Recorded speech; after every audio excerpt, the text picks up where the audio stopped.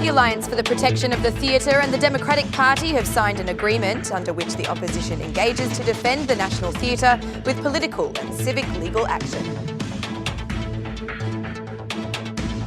Democratic leader Lulzim Basha has responded to a call from Belgian authorities to testify about the Toyota Yaris case, following which he stated he provided additional information than that which he made public.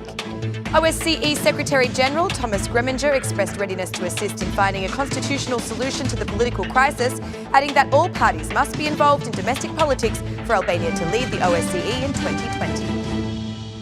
It's 6 o'clock on Thursday, the 25th of July, 2019. Good evening and thank you for tuning in to RTV Ora's English edition. My name is Alexandra, bringing you the only daily update of the local Albanian news translated into English. Do not betray us. This was the request made by the actors to the Democratic Party leader Lulzim Basha after signing an agreement for the protection of the National Theatre building.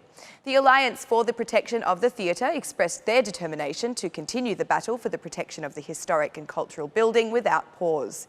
The Democratic Party and the United Opposition have declared that they are committed to supporting the Alliance's actions for the protection of the theatre, as they believe they are protecting a historic building and, at the same time, protecting public property against the threat of illegal alienation through corruption. Edmond Budina, one of the main participants in this initiative to defend the theatre, stated that this agreement takes importance when everyone wants to sign it. If you all sign it, I will sign it, Budina told the artistic community and interested citizens. He also had a message for Basha: do not betray us. Meanwhile, Basha expressed that as soon as the citizens elect his party into government, they will cancel the law on the theatre, as well as any other corrupt affairs from this government. We are determined to end this model of corruption and to track every penny of alienated wealth, said the DP chair. Supported by citizens, the artistic community in support of the National Theatre slept overnight at the building premises in order to guarantee its protection. They are determined to bring an end to this battle that took life more than a year ago.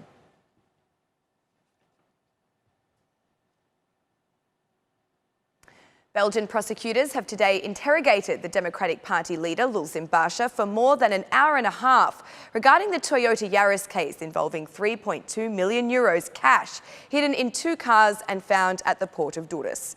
In a statement to the media following the conclusion of the hearing, Basha said he had provided more information than that which he had made public and that Talent Bala must be arrested. I gave more information than I said in public. Talent Bala should already be in shackles. I provided the complete information on the issue. The government of Edi Rama is now in servitude of money laundering and crime. Every single thing they do these days is in service of money laundering and crime. All their tenders, concessions, everything is done for the purpose of money laundering, accused Basha.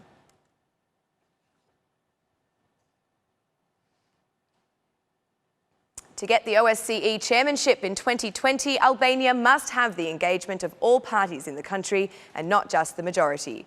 The OSCE Secretary-General Thomas Greminger, during a conference with the Acting Minister for Europe and Foreign Affairs, Gent Sakai, asked for dialogue to resolve the political crisis without violating the constitution. During the joint press conference, Greminger said that Albania should role model and demonstrate that dialogue is the best solution for conflicts. Albania must demonstrate that the best way to resolve conflicts is through dialogue. We undoubtedly follow the political developments in Albania closely. We hope that the deadlock will be resolved soon. I believe that the solution will be found internally, and for this we encourage dialogue. It is necessary for all actors to engage the functioning of democracy in the country. The OSCE is ready to provide support, but no solution is sustainable unless all actors are involved, said Greminger. The Albanian diplomat, on behalf of the government, said that the majority is ready for dialogue, but without violating the legitimacy of the existing institutions. Referring to accusations and denunciations by the opposition and the decrees of the president regarding the June 30 elections, the OSCE official asked for a decision from the Constitutional Court. The Secretary-General demanded respect of the standards for media freedom following the criticisms made by the OSCE on the anti-defamation law. Thomas Greminger also held meetings with Prime Minister Edi Rama and the President of the Republic, Ilir Meta.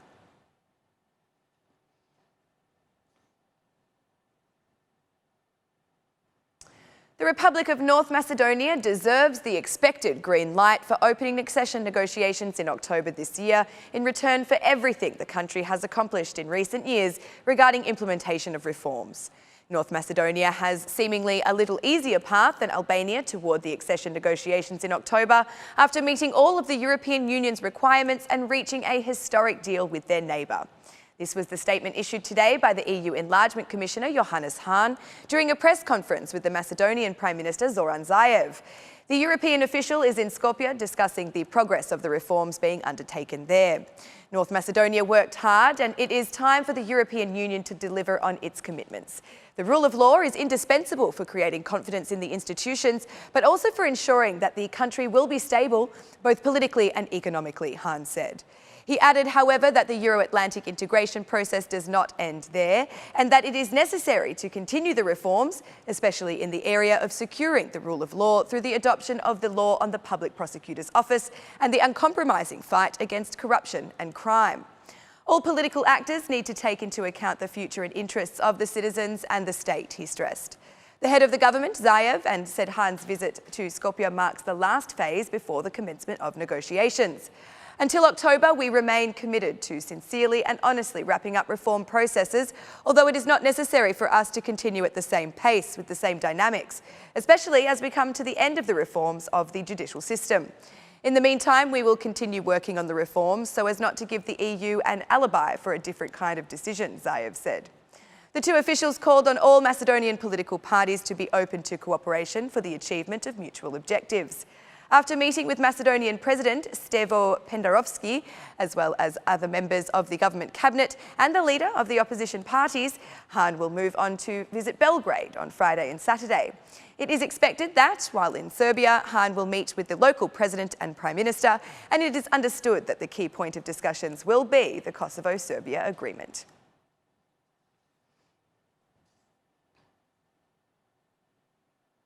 More than 2 million foreign tourists visited Albania during the first 6 months of this year.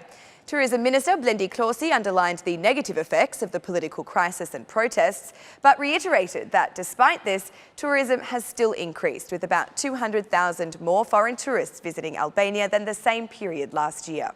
According to Klosi, the mass arrival of Swiss citizens and other tourists coming from Scandinavian countries was the surprise of the year.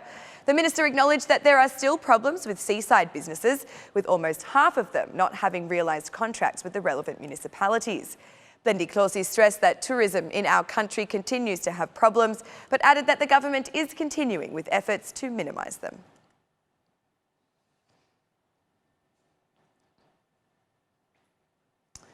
Receiving an average of 80,000 tourists per season, despite its remoteness, the northern village of Theth is proving itself as a miraculous location among the Albanian Alps and a favoured location by visitors. However, residents who have converted their homes in the function of tourism say that over the years they have continually been faced with indifference from the state. Unresolved issues regarding land ownership inherited from previous generations is the main cause for concern. Lack of the official documentation certifying the right to ownership severely hinders development, with renovations to old homes likely to require legal proceedings. The only road accessing the village is in poor condition. The area lacks the provision of basic services, such as a constant supply of electricity. And there are plenty of other problems that the residents of Theth complained about to the highest prefect of Shkodra during a meeting of the National Parks Management Committee. The prefect promised that, in the first meeting with the mayors of the municipalities, these issues will be dealt with. The residents have invested their complete life savings into providing accommodation and board for tourists, but without assistance from the state to improve the infrastructure in the area, locals fear that there is only so far the tourism industry in the area can progress. And that's the news across the country today. Thank you for watching our English edition this evening, and be sure to join us again every Monday to Saturday at 6 p.m. for the latest news from Albania. Once again, on behalf of RTV Ora, thank you and good night.